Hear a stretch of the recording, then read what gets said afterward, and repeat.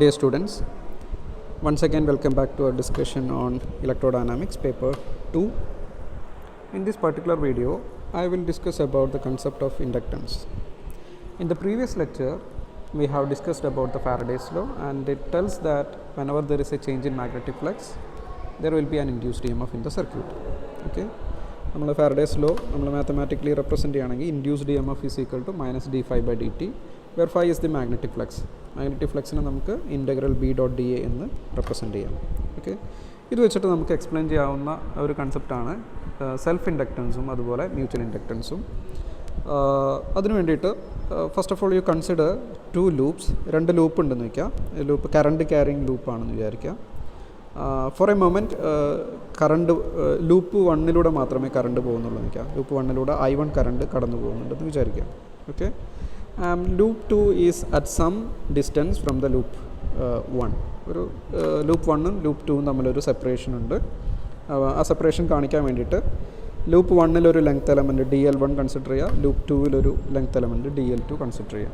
Okay, അവ തമ്മിലുള്ള separation വെക്ടറാണ് കേളി R എന്ന് പറയുന്നത്. ഓക്കെ, ഇനി വൺ മോർ തിങ്, ഈ ലൂപ്പിൻ്റെ ഷേപ്പ് ഇമ്പോർട്ടൻ്റ് അല്ല, ഏത് ഷേപ്പ് വേണമെങ്കിലും ആവാം. ഓക്കെ, അപ്പോൾ ലൂപ്പ് 1-ലൂടെ I1 കറണ്ട് കടന്നു പോകുന്ന സമയത്ത് ഈ കറണ്ട് ഫ്ലോ ഒരു കോൺസ്റ്റൻറ്റ് കറണ്ട് ഫ്ലോ അല്ലെങ്കിൽ ഒരു യൂണിഫോം കറണ്ട് ഇതിലൂടെ ലൂപ്പ് 1-ലൂടെ കടന്നു പോകുന്നുണ്ട്, സ്റ്റഡി കറണ്ട് കടന്നു പോകുന്നുണ്ടെങ്കിൽ that will create A magnetic field. ആ മാഗ്നറ്റിക് ഫീൽഡിനെ നമുക്ക് ബയഡ്-സാവാർട്സ് ലോ വെച്ചിട്ട് കാൽക്കുലേറ്റ് ചെയ്യാം. അതാണ് ഇവിടെ കൊടുത്തിരിക്കുന്നത് B1 എന്ന് പറഞ്ഞു കഴിഞ്ഞാൽ magnetic field created by loop current flowing in loop 1 ആണ്. ഓക്കെ, μ0/4π സ്റ്റഡി കറണ്ട് ആയതുകൊണ്ട് കറണ്ടിന് കോൺസ്റ്റൻ്റ് ആയതുകൊണ്ട് പുറത്തെടുക്കാം.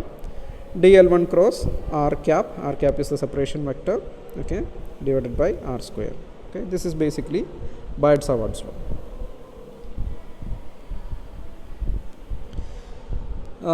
ദെൻ അപ്പം ഇതൊരു മാഗ്നറ്റിക് ഫീൽഡ് ക്രിയേറ്റ് ചെയ്യുന്നുണ്ട്. അപ്പോൾ ഇതിന് ചുറ്റും ഒരു മാഗ്നറ്റിക് ഫീൽഡ് ഉണ്ട്. ഈ പോകുന്ന റീജിയനിലൊക്കെ മാഗ്നറ്റിക് ഫീൽഡ് ഉണ്ടാവും.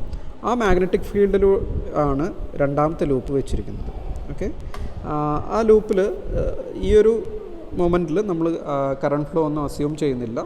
It's A loop, closed loop. Okay, അപ്പം ഈ B1 മാഗ്നറ്റിക് ഫീൽഡിൽ ലൂപ്പ് 2 വെക്കുന്ന സമയത്ത് ലൂപ്പ് 2-ലൊരു മാഗ്നറ്റിക് ഫ്ലക്സ് ഉണ്ട്. Okay, the flux through loop 2 എന്ന് പറയുന്നത് φ2, ദാറ്റ് ഈസ് ഈക്വൽ ടു, അത് കാൽക്കുലേറ്റ് ചെയ്യണമെങ്കിൽ ഇവിടെയുള്ള magnetic field into area of the ലൂപ്പാണ് ചെയ്യേണ്ടത്. അപ്പോൾ ഇറഗുലർ ഷേപ്പ് ആയതുകൊണ്ട് നമുക്ക് ഇൻ്റഗ്രൽ B1 ഡോട്ട് DA2 എന്ന് എഴുതാം. ഓക്കെ, ഇവിടെ സബ്സ്ക്രിപ്റ്റ് ഒക്കെ വളരെ ഇമ്പോർട്ടൻ്റ് ആണ്. B1 എന്ന് പറഞ്ഞു കഴിഞ്ഞാൽ magnetic field created by the current flowing in loop 1 ആണ്. DA2 എന്ന് പറഞ്ഞു കഴിഞ്ഞാൽ area of the second loop, area element of the second ലൂപ്പാണ്. ഓക്കെ, നമ്മൾ കാൽക്കുലേറ്റ് ചെയ്യുന്ന ഇവിടെ ഈ ലൂപ്പ് 2 കവർ ചെയ്യുന്ന മാഗ്നറ്റിക് ഫ്ലക്സ് ആണ്. ഓക്കെ, ഇനി B1-ന് നിങ്ങൾക്ക് അറിയാം എന്താണ്, ഡെൽ ക്രോസ് A1 എന്ന് എഴുതാം. Del cross A1 dot DA2 എന്ന് നമുക്ക് അതിനെ റെപ്രസെൻ്റ് ചെയ്തിട്ട് എഴുതാം. ഓക്കെ, ഇനി ഇത് നമുക്ക് ഇവിടെ നമുക്ക് സ്റ്റോക്സ് തിയറം പറയാം. Stokes theorem. അപ്പോൾ സ്റ്റോക്സ് തിയറം അപ്ലൈ ചെയ്യുന്ന സമയത്ത് ഇവിടെ ഉണ്ടായിരുന്ന ഈ സർഫസ് ഇൻ്റഗ്രലിനെ ഈ കേള് മാറിയിട്ട് closed line integral of A1 dot DA2 എന്നായിട്ട് മാറും. ഇനി ഇവിടെ ശ്രദ്ധിക്കേണ്ട പ്രധാനപ്പെട്ട ഒരു കാര്യം, B1 എന്നുള്ളത് magnetic field produced by the current flowing in loop 1 ആണ്. ഈ ഒരു ബൈഡ്-സാവാർട്സ് ലോയിൽ നിന്ന് നമുക്ക് മനസ്സിലാവും B1 is proportional to I1. Okay, B1 is proportional to I1 എഴുതാം. അപ്പോൾ അതുപോലെ തന്നെ φ2 എന്ന് പറയുന്നത് എന്താണ്, ഈ എക്സ്പ്രഷൻ വെച്ചിട്ട് B1 ഡോട്ട് DA2, അവിടെയും B1 ഉണ്ട്, ഇൻസൈഡ് ഉണ്ട്. അപ്പോൾ B1 പ്രൊപ്പോർഷണൽ ടു I1 ആണ്. അതുകൊണ്ട് തന്നെ φ2 നമുക്ക് പ്രൊപ്പോർഷണൽ ടു I1 എന്ന് നമുക്ക് എഴുതാം. φ2 is also proportional to I1.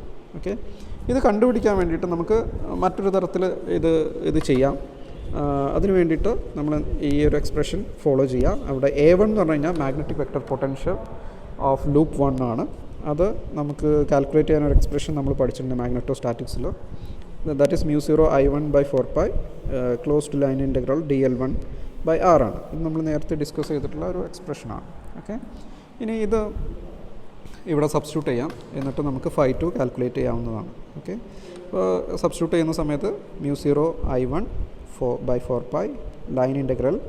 ഇവിടെ ലൈൻ ഇൻ്റഗ്രൽ DL1 ആണ്. Okay, this the magnetic vector potential create by loop 1 ആണ്. അതുകൊണ്ട് ലൈൻ ഇൻ്റഗ്രൽ DL1 ആണ്, അലോങ് ദ ലൂപ്പ് 1 ആണ്. പക്ഷേ നേരത്തെ ഉണ്ടായിരുന്ന line integral with respect to DL2 നമ്മൾ ഫ്ലക്സ് കാൽക്കുലേറ്റ് ചെയ്യുന്ന ലൈൻ ഇൻ്റഗ്രലാണ്. Okay, so that is DL2. അപ്പം ഇത് സബ്സ്റ്റിറ്റ്യൂട്ട് ചെയ്യുന്ന സമയത്ത് നമുക്ക് ഇങ്ങനെ ഒരു എക്സ്പ്രഷൻ വരും. ഈ ഒരു എക്സ്പ്രഷനിൽ നിന്ന് നമുക്ക് മനസ്സിലാവുന്നത് φ2 is proportional to I1, directly proportional to I1. ഈ ഒരു എക്സ്പ്രഷനിലേക്ക് നമുക്ക് എത്തിച്ചേരും. ബാക്കിയുള്ള ടേംസ് നോക്കുകയാണെങ്കിൽ ബാക്കിയുള്ള ടേംസിനെ ഞാനിവിടെ M21 എഴുതിയിട്ടുണ്ട്. μ0/4π. രണ്ട് ലൈൻ ഇൻ്റഗ്രൽ ഉണ്ട്, ഒന്ന് വിത്ത് റെസ്പെക്ട് ടു DL1 ഒന്ന് with respect to DL2. Okay, so ഈ ഒരു എക്സ്പ്രഷൻ നോക്കുകയാണെങ്കിൽ ഈ ഒരു എക്സ്പ്രഷനെ പറയുന്ന പേരാണ് ന്യൂമാൻസ് ഫോർമുല എന്ന് പറയും. Neumann's formula for mutual inductance between two loops. അപ്പോൾ ഈ എക്സ്പ്രഷൻ നോക്കുകയാണെങ്കിൽ രണ്ട് കാര്യങ്ങൾ മനസ്സിലാവും. ഒന്ന്, ഇതൊരു ജോമെട്രിക്കൽ ടേമാണ്. ഓക്കെ, ജോമെട്രിക്കൽ എന്ന് പറയുമ്പോൾ ഇവിടെ ലൂപ്പിൻ്റെ സൈസും ഷേപ്പിനൊക്കെ അനുസരിച്ചിരിക്കും. ഓക്കെ, സെപ്പറേഷൻ വെക്ടർ അതുപോലെ ലൂപ്പിൻ്റെ ലെങ്ത്ത് DL1 എന്നതിനൊക്കെ അനുസരിച്ചിരിക്കും ഇതിൻ്റെ വാല്യൂ. അതുകൊണ്ടാണ് ഇതിനൊരു ജോമെട്രിക്കൽ ഫാക്ടറാണ് എന്ന് പറയുന്നത്. ഇപ്പോൾ ഇത് M21 നമുക്ക് mutual inductance between two loops എന്ന് പറയാം. അതുപോലെ ഈ ഒരു എക്സ്പ്രഷനെ, അതായത് ഈ ഒരു ഫോർമുലയ്ക്ക് നമുക്ക് ന്യൂമാൻസ് ഫോർമുല എന്നും നമുക്ക് പറയാം. അപ്പോൾ ഇതിൽ നിന്ന് മനസ്സിലാവുന്ന കാര്യം M21 is purely A geometrical quantity, have to do with sizes, shapes and relative position of the two loop.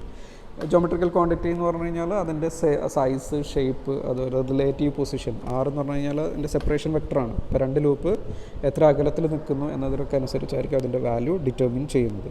Okay, അപ്പോൾ നിങ്ങൾക്കറിയാം മ്യൂച്വൽ ഇൻഡക്റ്റൻസിന് ഒരു കാണിക്കുന്ന ഒരു ഡിവൈസിന് ഒരു എക്സാമ്പിളാണ് ട്രാൻസ്ഫോമർ. ട്രാൻസ്ഫോമറിൻ്റെ ഉള്ളിലൊരു പ്രൈമറി കോയിലും ഒരു സെക്കൻഡറി കോയിലും ഉണ്ട്. അപ്പോൾ അത് ആ പ്രൈമറി കോയിലും സെക്കൻഡറി കോയിലും എത്ര ഡിസ്റ്റൻസിലാണ്, ഏത് ഷേപ്പിലാണ് എന്നതിനൊക്കെ അനുസരിച്ചാണ് അവിടെ കപ്ലിംഗ് അല്ലെങ്കിൽ മ്യൂച്വൽ ഇൻഡക്റ്റൻസ് നമുക്ക് കിട്ടുന്നത്. ഓക്കെ, നൗ രണ്ടാമത്തെ ഒരു കാര്യം എന്ന് പറഞ്ഞു കഴിഞ്ഞാൽ equation 722, that is this equation. Okay, M21ൻ്റെ ഇക്വേഷൻ. ഇപ്പം ഞാൻ loop instead of current flowing in loop 1 ഞാൻ എടുക്കുകയാണ്. ലൂപ്പ് 2 ആണ് കറണ്ട് കടന്നു പോകുന്നത്, പക്ഷേ ഇതിലൂടെ കറണ്ട് കടന്നു പോകുന്നില്ല. അങ്ങനെയാണെങ്കിൽ നമുക്ക് M12 ഇതേപോലെ നമുക്ക് M12 കണ്ടുപിടിക്കാം. M12 കണ്ടുപിടിച്ചാലും നമുക്ക് ഇതേ എക്സ്പ്രഷനാണ് വരിക. ബിക്കോസ് ഡോട്ട് പ്രൊഡക്റ്റ് എന്ന് പറഞ്ഞാൽ DL2.DL1 എന്ന് പറഞ്ഞാലും DL1.DL2 എന്ന് പറഞ്ഞു കഴിഞ്ഞാലും സെയിം വാല്യൂ ആണ് വരുന്നത്. ഓക്കെ, അപ്പോൾ ഇത് അങ്ങോട്ടും ഇങ്ങോട്ടും ഇൻ്റർചേഞ്ച് ചെയ്താൽ, അതായത് കറണ്ട് ഇതിലൂടെ പോയിട്ട് ക്രിയേറ്റ് ചെയ്യുന്ന മ്യൂച്വൽ ഇൻഡക്റ്റൻസ് കാൽക്കുലേറ്റ് ചെയ്താലും കറണ്ട് രണ്ടാമത്തെ ലൂപ്പിലൂടെ കടന്നു പോയിട്ട് ഫസ്റ്റ് ലൂപ്പിൽ ഉണ്ടാകുന്ന ഫ്ലക്സ് കാൽക്കുലേറ്റ് ചെയ്ത് അതിൻ്റെ മ്യൂച്വൽ ഇൻഡക്റ്റൻസ് കണ്ടുപിടിച്ചാലും അതിൻ്റെ വാല്യൂ സെയിം ആയിരിക്കും. ഓക്കെ, അപ്പോൾ M12 എന്ന് പറയുന്നത് M21 ഈക്വൽ ആയിരിക്കും. Okay, so this integral remains unchanged if you switch the role of loop 1. Role എന്ന് പറയുമ്പോൾ കറണ്ട് ഏതിലൂടെ കടന്നു പോകുന്നു എന്നുള്ളതാണ്. അപ്പോൾ instead of current flowing in one loop, if you take the current flowing in second loop, we get the same value for the mutual inductance. അപ്പോൾ നമുക്ക് exchange ചെയ്തിട്ട് ചെയ്യാം. ഇത് യൂഷ്വലി ഇത് കാൽക്കുലേഷന് വേണ്ടിയിട്ട് ഹെൽപ്പ് ചെയ്യാറുണ്ട്. ഓക്കെ, അതിന് നമുക്കൊരു എക്സാമ്പിൾ ഇനി നമ്മൾ പറയാം. Okay, so what ever B the shape and position of the loops, flux through loop 2 when we run a current I around loop 1 is identical to flux through loop 1 when we send the same current I around loop 2.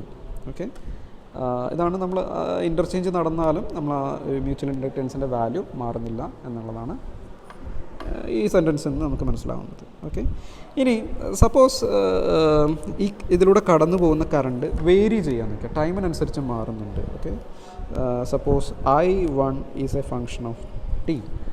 അപ്പോൾ എന്താ സംഭവിക്കുക, current change ആകുമ്പോൾ ഇതിലൂടെയുള്ള magnetic field this will be a function of ടൈമിനനുസരിച്ച് മാറും. Magnetic field മാറുമെന്ന് പറയുമ്പോൾ എന്ത് മാറും, നമുക്കറിയാം φ2 ഈസ് ഇൻ്റഗ്രൽ B1.dA2 ആയിരുന്നു. ഓക്കെ, അപ്പോൾ അവിടെ B1 ചേഞ്ച് ചെയ്യാന്ന് പറയുമ്പോൾ φ2 ചേഞ്ച് ചെയ്യാന്ന് പറയുമ്പോൾ the flux through loop 2 changes because of the current changes in the loop 1.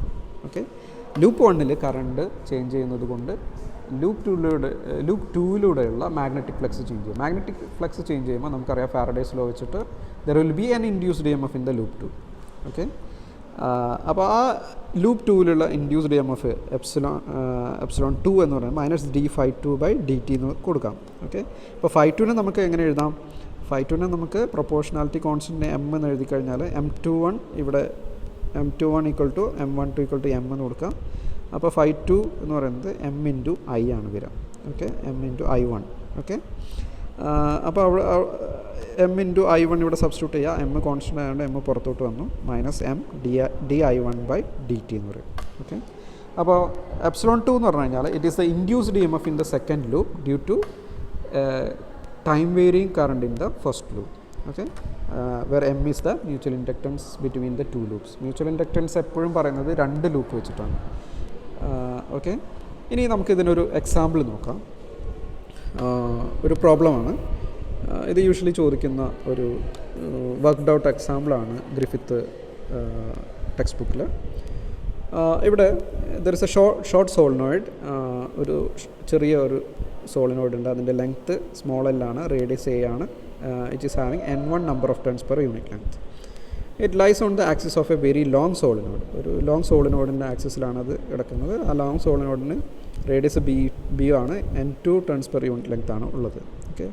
Current I flows through the short solenoid. What is the flux through the long solenoid? നമ്മളോട് ചോദിച്ചിരിക്കുന്നത് I current long solenoid കടന്നു പോകുന്നുണ്ട്. What is the flux through the long solenoid? ഈ long സോളിനോയിഡിലുള്ള flux എത്രയാണെന്നാണ് ചോദിച്ചിരിക്കുന്നത്. Okay. Now ഇത് 2 തരത്തിൽ ചെയ്യാം. ഒന്ന്, ഇന്നർ സോളിനോയിഡിൻ്റെ മാഗ്നറ്റിക് ഫീൽഡ് കണ്ടുപിടിക്കാം.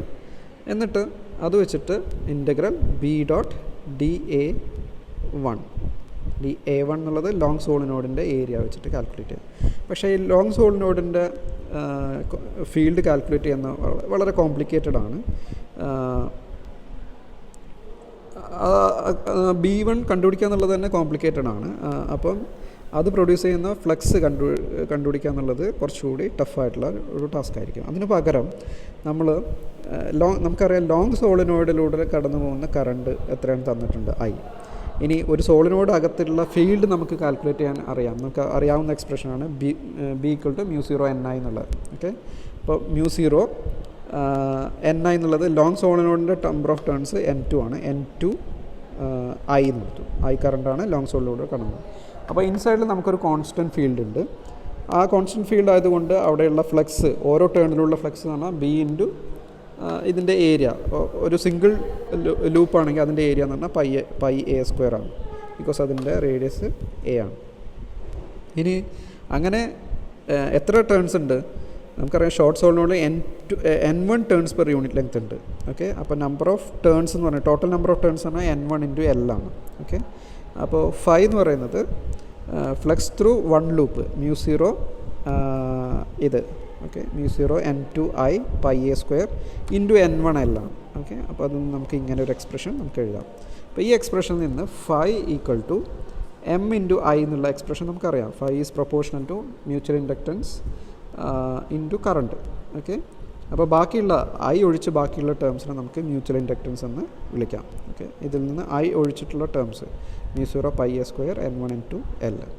അപ്പോൾ ഈ എക്സ്പ്രഷൻ ശ്രദ്ധിച്ചാൽ അറിയാം, മ്യൂച്വൽ ഇൻഡക്റ്റൻസിൻ്റെ എക്സ്പ്രഷനിൽ നിങ്ങൾക്ക് അതിൻ്റെ ജോമെട്രിക്കൽ ഫാക്ടേഴ്സ് മാത്രമേ ഉണ്ടാവുള്ളൂ. ജോമെട്രിക്കൽ ഫാക്ടേഴ്സ് ആണ് അതിൻ്റെ ലെങ്ത്ത്, അതിൻ്റെ റേഡിയസ്, ഓക്കെ, അതിൻ്റെ number of turns. Okay. So this the mutual inductance between these two solenoid configuration. Okay. Now നമുക്ക് നമ്മൾ നേരത്തെ പറഞ്ഞു ഒരു ലൂപ്പിലൂടെയുള്ള കറണ്ട് ചേഞ്ച് ചെയ്യുമ്പോൾ മറ്റൊരു ലൂപ്പിൽ ഒരു ഇൻഡ്യൂസ്ഡ് EMF ഉണ്ടാവുന്നു. ഓക്കെ. ഇനി മറ്റൊരു കോയിലിൻ്റെ ആവശ്യമില്ല. ഒരു സിംഗിൾ കോയിൽ മാത്രമേ ഉള്ളൂ എന്ന് വിചാരിക്കാം. Okay. You have only one coil through which A current flowing through the circuit. Okay. അതിൽ ഈ കറണ്ട് ചേഞ്ച് ആവുകയാണെങ്കിൽ ഇതിനകത്തുള്ള ഫീൽഡ് വേരി ചെയ്യും. അപ്പോൾ അതിനകത്ത് തന്നെ ഒരു ഇൻഡ്യൂസ്ഡ് EMF ഉണ്ടാവും. അങ്ങനെ ഇൻഡ്യൂസ്ഡ് EMF പ്രൊഡ്യൂസ് ചെയ്യുന്ന പ്രോസസ്സിന് പറയുന്ന പേരാണ്, ഫിനോമിനനാണ് സെൽഫ് ഇൻഡക്ഷൻ എന്ന് പറയുന്നത്. അപ്പം ഇവിടെയും നമുക്ക് I കറണ്ട് പ്രൊഡ്യൂസ് ചെയ്യുന്ന ഒരു ഫ്ലക്സ് ഉണ്ട്, φ, that is proportional to I എന്ന് പറയാം. ആ പ്രൊപ്പോർഷണാലിറ്റി കോൺസ്റ്റൻറ്റ് നമുക്ക് എൽ സെൽഫ് ഇൻഡക്റ്റൻസ് എന്ന് പറയാവുന്നതാണ്. ഓക്കെ, അവിടെ പ്രൊഡ്യൂസ് ചെയ്യുന്ന ഇൻഡ്യൂസ്ഡ് ഇ എം എഫിനെ നമുക്ക് മൈനസ് d∅dt വെച്ചിട്ട് കാൽക്കുലേറ്റ് ചെയ്യാം. ഫൈ എന്ന് പറഞ്ഞാൽ എൽ ഐ ആയതുകൊണ്ട് epsilon equal to -L di/dt എന്ന് എഴുതാം. അപ്പം സെൽഫ് ഇൻഡക്റ്റൻസ് ആയാലും മ്യൂച്വൽ ഇൻഡക്റ്റൻസ് ആയാലും അതിൻ്റെ യൂണിറ്റ് ഹെൻറിയാണ്. വോൾട്ട് സെക്കൻഡ് പെർ ആംപിയർ എന്നുള്ളതിൻ്റെ ഒരു ഷോർട്ട് ആയിട്ടുള്ളൊരു ഒരു ഫോമാണ് ഹെൻറി എന്ന് പറയുന്നത്. ഓക്കെ, ഇനി ഇവിടെ സെൽഫ് ഇൻഡക്റ്റൻസ് കാൽക്കുലേറ്റ് ചെയ്യാനുള്ള ഒരു പ്രോബ്ലം ഇവിടെ കൊടുത്തിട്ടുണ്ട്, നോക്കാം. Find the self inductance of A toroid coil with rectangular cross section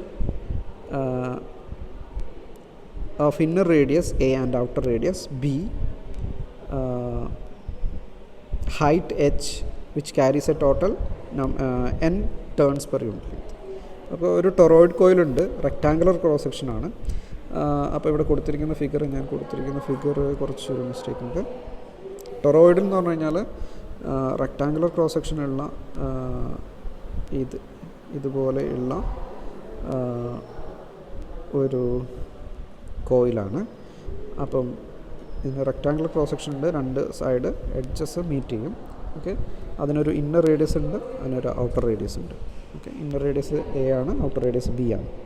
അപ്പോൾ ഇതിൻ്റെ ടൊറോയിഡ് കോയിലിൻ്റെ മാഗ്നറ്റിക് ഫീൽഡ് കണ്ടുപിടിക്കാനുള്ള പ്രോബ്ലം നമ്മൾ മുന്നേ ചെയ്തിട്ടുണ്ട്, മാഗ്നറ്റോസ്റ്റാറ്റിക്സിൽ നമ്മൾ ചെയ്തിട്ടുണ്ട്. അതിൻ്റെ എക്സ്പ്രഷൻ നമുക്കറിയാം, μ0ni/2πs. ആർക്കെങ്കിലും അറിയില്ലെങ്കിൽ ഇത് ആംബിയസ് ലോ വെച്ചിട്ട് ചെയ്യാൻ പറ്റുന്ന ഒരു പ്രോബ്ലമാണ്. I can discuss with me later. Okay, അപ്പോൾ മാഗ്നറ്റിക് ഫീൽഡിൻ്റെ എക്സ്പ്രഷൻ അറിയാം. ഇവിടെ n എന്ന് പറഞ്ഞാൽ total number of turns, I കറണ്ടാണ്. S എന്ന് പറഞ്ഞു കഴിഞ്ഞാൽ സെൻട്രലിൽ നിന്നും ഇവിടേക്കുള്ള ദൂരമാണ്. ഓക്കെ, ഇനി flux through A single turn. അപ്പോൾ ഇൻസൈഡിൽ ഒരു ടേണിലുള്ള ഫ്ലക്സ് എന്ന് പറയുന്നത് ∫B.d ആണ്. അപ്പോൾ ബിക്ക് നമുക്ക് ഈ എക്സ്പ്രഷൻ സബ്സ്റ്റിറ്റ്യൂട്ട് ചെയ്യാം. എവിടുന്ന് എസ് എന്ന് പറഞ്ഞു കഴിഞ്ഞാൽ എവിടെ നിന്നാണ്, ഇന്നർ റേഡിയസ് മുതൽ ഔട്ടർ റേഡിയസ് വരെയുള്ള ദൂരം സൂചിപ്പിക്കുന്ന വേരിയബിളാണ് എസ് എന്ന് പറയുന്നത്. Okay, 1/s ds. അപ്പോൾ inner radius A, outer radius B. Okay, μ0ni/2π. ഇത് ഇൻ്റഗ്രേറ്റ് ചെയ്ത് കഴിഞ്ഞാൽ ln ഓഫ് എസ് എന്ന് വരും. അപ്പർ ലിമിറ്റ് ലോവർ ലിമിറ്റ് കൊടുക്കുമ്പോൾ b/a എന്ന് വരും. ഓക്കെ, അപ്പോൾ നമുക്ക് ഈ എക്സ്പ്രഷനിൽ നിന്ന് ഇത് ഫൈ ആണ്. അപ്പോൾ നമുക്കറിയാം phi is proportional to I ആണ്. അപ്പോൾ ആ പ്രൊപ്പോർഷണാലിറ്റി കോൺസ്റ്റൻ്റ് ആണ് എൽ ഇൻഡക്റ്റൻസ് എന്ന് പറയുന്നത്. അപ്പോൾ ഇവിടെ ഐ ഒഴിവാക്കാം, ബാക്കിയുള്ള terms μ0 ni/2π ln of b/a ഉണ്ട്. അത് സിംഗിൾ ടേണിൻ്റെയാണ്. n ടേൺസ് ഉണ്ട്, അപ്പോൾ അതിന് n കൊണ്ട് മൾട്ടിപ്ലൈ ചെയ്യാം. അപ്പോൾ ഒരു n² എന്നുള്ള ഒരു ടേം കൂടി വരും. സെൽഫ് ഇൻഡക്റ്റൻസും ഒരു ജോമെട്രിക്കൽ ക്വാണ്ടിറ്റിയാണ്. ഈ എക്സ്പ്രഷനിൽ നിങ്ങൾക്ക് ജോമെട്രിക്കൽ ഫാക്ടേഴ്സ് മാത്രമേ കാണാൻ സാധിക്കുകയുള്ളൂ. Now let us look at the another examples. Okay, ഒരു എക്സാമ്പിൾ കൂടി ശ്രദ്ധിക്കാം. Suppose A current I flowing around a loop when somebody suddenly cuts the wire. നമുക്കറിയാം, ഒരു വയർ പെട്ടെന്ന് കട്ട് ചെയ്യുന്നതാണെങ്കിൽ അല്ലെങ്കിൽ പ്ലഗിൽ നിന്ന് വലിച്ചു ഊരുന്ന സമയത്ത് ഒരു സ്പാർക്ക് ഉണ്ടാവാറുണ്ട്. ഓക്കെ, ഈ സ്പാർക്ക് ഉണ്ടാവാൻ കാരണം കറണ്ട് ആ ഒരു സമയത്ത് വലിച്ചൂരുന്ന സമയത്തോ കട്ട് ചെയ്യുന്ന സമയത്തോ അവിടെ ഒരു കറണ്ട് പെട്ടെന്ന് തന്നെ ഒരു മാക്സിമത്തിൽ നിന്ന് ലോ വാല്യൂവിലേക്ക് കുറയുകയാണ് ചെയ്യുന്നത്. അപ്പോൾ ഒരു വേരിയേഷൻ ഓഫ് കറണ്ട് അവിടെ നടക്കുന്നുണ്ട്. വേരിയേഷൻ കറണ്ട് ഉണ്ടാകുന്ന സമയത്ത് അവിടെ ഒരു ബാക്ക് EMF പ്രൊഡ്യൂസ് ചെയ്യുന്നുണ്ട്. നമുക്കറിയാം, ലെൻസസ് ലോ പ്രകാരം എന്താണോ ഒരു കറണ്ടിന് ചേഞ്ച് കാരണമാവുന്നത് അതിന് ഓപ്പോസിറ്റായിട്ട് ഒരു ബാക്ക് EMF പ്രൊഡ്യൂസ് ചെയ്യുന്നുണ്ട്. ഓക്കെ, അപ്പോൾ കറണ്ട് കുറവാണെങ്കിലും di/d അവിടെ ഉണ്ടാകുന്ന ചേഞ്ച് തന്നെ വളരെ കൂടുതലായിരിക്കും. അതുകൊണ്ടാണ് നമ്മൾ ഈ ഒരു സ്പാർക്ക് ഉണ്ടാകുന്നത്. ഈ ഒരു ബാക്ക് EMF ക്രിയേറ്റ് ചെയ്യുന്ന സ്പാർക്കാണത്. ഓക്കെ, ഇവിടെയുള്ള കറണ്ട് ഫ്ലോയ്ക്ക് നമുക്ക് ഒരു എക്സ്പ്രഷൻ കണ്ടുപിടിക്കണമെന്ന് വിചാരിക്കാം. ഓക്കെ, അപ്പോൾ നമ്മുടെ സർക്യൂട്ടിൽ ഒരു സോഴ്സ് ഉണ്ട് വിത്ത് EMF ε0, ഒരു ഇൻഡക്റ്റൻസ് ഉണ്ട്, ഒരു റെസിസ്റ്റർ ഉണ്ട്. ഓക്കെ, അപ്പോൾ നമ്മൾ വോൾട്ടേജ് ലോ വെച്ചിട്ട് ഇവിടെയുള്ള വോൾട്ടേജ് ε0 മൈനസ് ഇവിടെ ഉണ്ടാകുന്ന പ്രൊഡ്യൂസ് ചെയ്യുന്ന ഇൻഡ്യൂസ്ഡ് EMF -L di/dt ആണ്. That is equal to I into ഇതിലൂടെയുള്ള വോൾട്ടേജ് പറയുന്നത് I ഇൻറ്റു R ആണ്. ഓക്കെ, ഇനി ഈ ഒരു എക്സ്പ്രഷൻ സോൾവ് ചെയ്ത് കഴിഞ്ഞാൽ നമുക്ക് ഇതിലൂടെ പോകുന്ന കറണ്ടിൻ്റെ ഒരു വാല്യൂ നമുക്ക് കിട്ടും. ടൈമിനനുസരിച്ച് ഇതിൻ്റെ ചേഞ്ചസ് കണ്ടുപിടിക്കുക. അപ്പോൾ ഇതൊരു ഫസ്റ്റ് ഓർഡർ ഡിഫറൻഷ്യൽ ഇക്വേഷൻ ആണ്. അത് സോൾവ് ചെയ്യാൻ വേണ്ടിയിട്ട് നമുക്കിതിൻ്റെ ഒരു ഫോം നോക്കാം. സപ്പോസ് ഈ ഒരു ഫാക്ടർ ഇല്ല എന്ന് വിചാരിക്കാം. സോ എപ്സിലോൺ 0 എന്നുള്ളൊരു ഫാക്ടർ ഇല്ല. അങ്ങനെയാണെങ്കിൽ ഇത് സോൾവ് ചെയ്യാൻ എളുപ്പമാണ്. കാര്യം ഐന് ഡിനോമിനേറ്ററിൽ കൊണ്ടുപോകാം, ഡി ടീനെ ഇങ്ങോട്ട് കൊണ്ടുപോകാം, എന്നിട്ട് അത് സോൾവ് ചെയ്യാം. അപ്പോൾ നമുക്ക് കിട്ടുന്ന എക്സ്പ്രഷൻ എന്ന് പറയുന്നത് ഞാനിവിടെ എഴുതാം. D I by D T equal to